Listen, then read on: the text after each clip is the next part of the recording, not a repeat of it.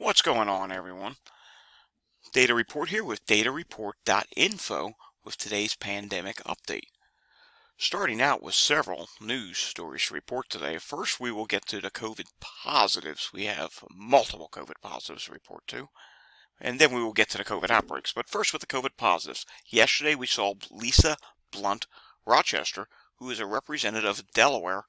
She announced that she tested positive for COVID Sunday, being yesterday. She's 61 years old, and she had a previous case of COVID on 4-8-2022.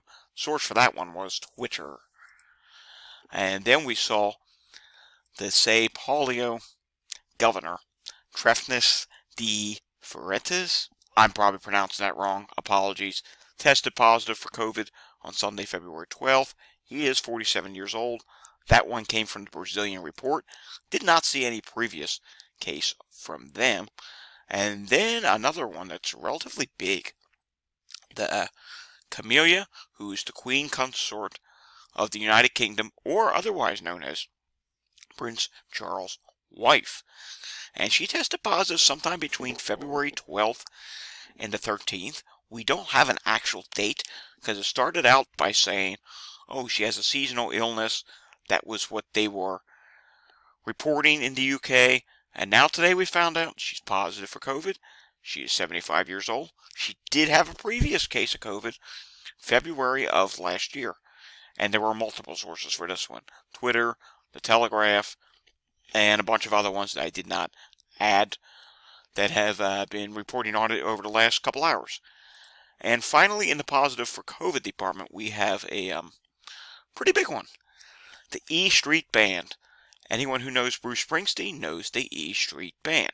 Bruce Springsteen himself is not positive, at least not as of yet. There are multiple members of his band that have tested positive for COVID as of Sunday, February 12th, 2023. At least 2 members are positive and another absent. As of now, the concerts have continued on and Bruce does not have COVID. And as I stated here, I will provide updates. Well, someone did chime in, a member of my site, a new member of my site. And if you want to sign up, by all means sign up. If you find something that I'm not reporting on, post it into one of my archives. And I'll be glad to have it there. And we found out that Neil Lofgren has also tested positive. Neil Lofgren has tested positive. And this is from his wife. So we'll have to see what happens there. It's not 100% confirmed, but he has been also absent from the shows, so it's possible he also has COVID. To make matters worse, not only did we have all these positives today, which, by the way, yesterday I tweeted on Twitter saying I haven't had a positive for COVID in multiple days. Prior to yesterday, I hadn't had anything since February 9th, so that was 3 days without a positive for COVID, but we now also have couple more COVID outbreaks. There's been a lot of these popping up lately. And now 2 jurors in the Murdoch murder trial have been dismissed after testing positive. This is a trial that's going on in, I believe, South Carolina. And multiple sources on this reporting it. WTOC and WTOP, which are 2 news stations.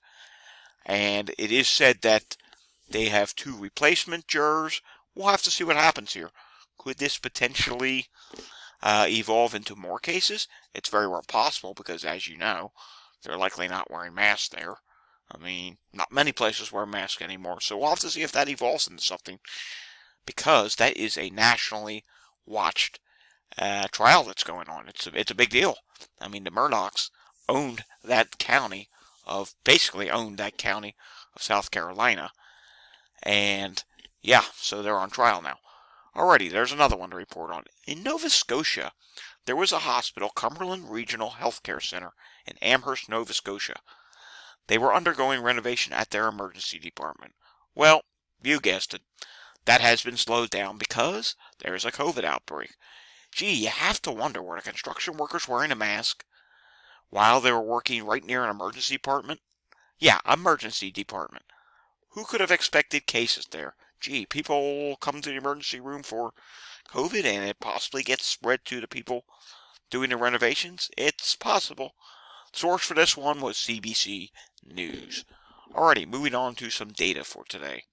And taking a look at the national CDC Transmission Map, the old one, as you know, we like the old one better than the new one. 57.8% of the country is in high transmission. 22.97% is in substantial transmission. Moderate makes up 14.9%.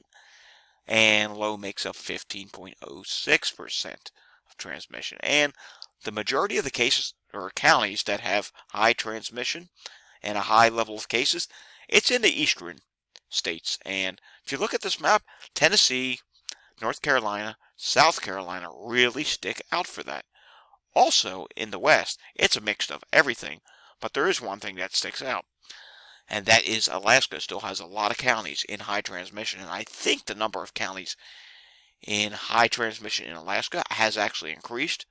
Puerto Rico, it has finally decreased. Taking a look at today's the latest update for the variants. XBB.1.5 is at 74.7%. BQ.1.1 is at 15.3%. BQ.1 is at 5.1%. XBB is at 1.9%. CH1.1 is at 1.3%. And then you have a whole bunch of other ones that are below 1%. Taking a look at the Walgreens update. Kind of a mixed bag on Walgreens. It is a battle. It's been a continuous, ongoing battle. It's 33.2% positivity rate for the national level. Prior week is 33.4%, difference of 0.2%, so it's down by 0.2%. But again, it's a battle. Total testing, 23,841. Prior week, 26,444. I wish these testing numbers would be higher week over week. Then we could get a good sense of where we're going.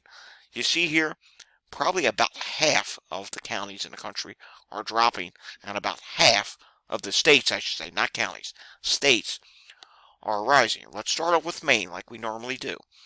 41.3% this week, 35.1% last week, difference of 6.2%. Less testing than last week. Vermont, we've been watching Vermont, and I actually tweeted on Vermont yesterday. They have a huge increase in positivity going on in Vermont, and if you notice here, that tends to be the case over time. They get big drops, big increases, big drops. It's like up, down, up, down, up, down, up, down. And that's the way Vermont behaves, but in this case, it's an exceptionally big rise. Current week, 26.9%. Prior week, 6.7%. Difference of 20.3%. Testing is up. 26 tests this week, 15 last week. Small amounts of testing, but honestly, this is concerning, because this upcoming weekend is a 3-day holiday weekend, President's Day weekend. Those who live up in New England know that the small ski resort towns will be bustling and packed with people this weekend. People will go skiing, they'll go back down to the clubhouse or whatever you call it, the ski lodge, they'll be going to restaurants, they'll be staying at hotels, they're going to socialize. Cases are going to rise in New England. So the fact that positivity is already rising in Vermont, and a product of this, a reason for this, is because New England just had a pretty sharp cold snap about 10 days ago. And this is the effect from it. A lot of people were inside because temperatures were below zero, and people are huddled close together. You get a rise in cases. Next, you're going to throw in a holiday weekend, which is going to be even worse. Hopefully, it's not too cold up there this weekend. And yeah, we're going to see things rise. We'll do a few more states, because I know this video is running long today. We had all those positive reports at the beginning of the video. Ohio, 33.6% this week, 27.7% last week, difference of 5.9%. New Mexico, 26.8% this week. Prior week was 22.1%. That's a difference of 4.7%. And we'll just end on Mississippi. 39.2% this week, 30.6% last week. Rapid rise, that's an 8.6% increase. Less testing than last week, but again, overall, as you can see here, it's a mixed bag. And I know I only showed the ones that are rising. There's some that are equally dropping as much as the ones that are rising. Take a look at New York State. 1,412 new cases today. 4.6% positivity rate. And that does match the 7-day average positivity of 4.6%. Hospitalizations in New York State are at 2,092. That continues to drop. I suspect it will drop below 2,000 this week. ICU numbers are at 229. Taking a look at Texas, Texas still has 1,952 people in the hospital. We'll get another update out of Texas, I believe, on Wednesday or Thursday. No new deaths added yesterday. And let's just quickly take a look at a few countries here on Worldometers, international countries.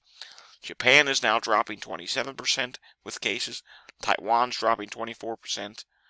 Germany is up 2%. Greece is up 67%. And Russia is up 30%.